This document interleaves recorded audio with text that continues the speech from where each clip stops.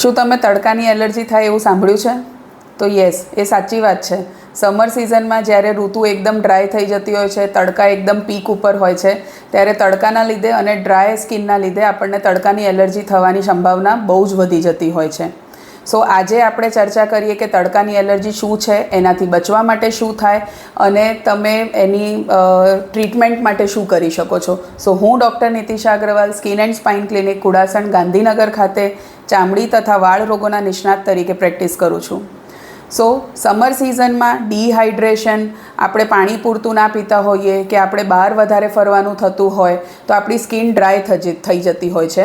અને એમાં પણ આપણો જે તડકો છે, સૂર્યદાદા છે, એ આપણને બહુ જ હેરાન કરતા હોય છે અને આપણી ચામડી ઉપર બહુ જ સ્ટ્રોંગ કિરણોના લીધે આપણને એલર્જી થવાના ચાન્સીસ વધી જતા હોય છે. તમે જોયું હશે કે જે ભાગ આપણું ખુલ્લું રહેતું હોય છે, સ્પેશિયલી હાથનું, પગનું કે ગરદન છે, ગરદનની પાછળનું ભાગ છે, ત્યાં ઝીણી ઝીણી લાલ રંગની ફોલ્લીઓ થઈ જતી હોય છે, ખંજવાળ આવે એની અંદર, અથવા રેડ કલરના શું કહેવાય ઉપસી જતા હોય છે આપણને ભાગ, અથવા રેશિશ થતી હોય છે. તો એ બધું આપણને તડકાની એલર્જીના લીધે થતું હોય છે. સો સૌથી પહેલાં તો એનાથી બચવા માટે આપણે શું કરવાનું? તો ફૂલ સ્લીવ્સના કપડાં પહેરવાના, જેથી આપણો શરીરનો ભાગ ઢંકાયેલો રહે અને જે કિરણો છે એનાથી આપણને બને એટલું ઓછું નુકસાન પહોંચે.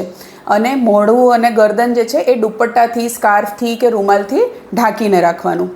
બીજી વસ્તુ છે કે પાણી ખૂબ પીતા રહેવાનું. હવે પાણીમાં તમે પ્લેન વોટર પણ પી શકો છો, કોકોનટ વોટર છે, લેમન વોટર છે, ઓરેન્જ જ્યુસ છે, એ બધું પણ પી શકો છો. બટ બને ત્યાં સુધી 10થી 12 ગ્લાસ દિવસના પીવાના રાખવાના.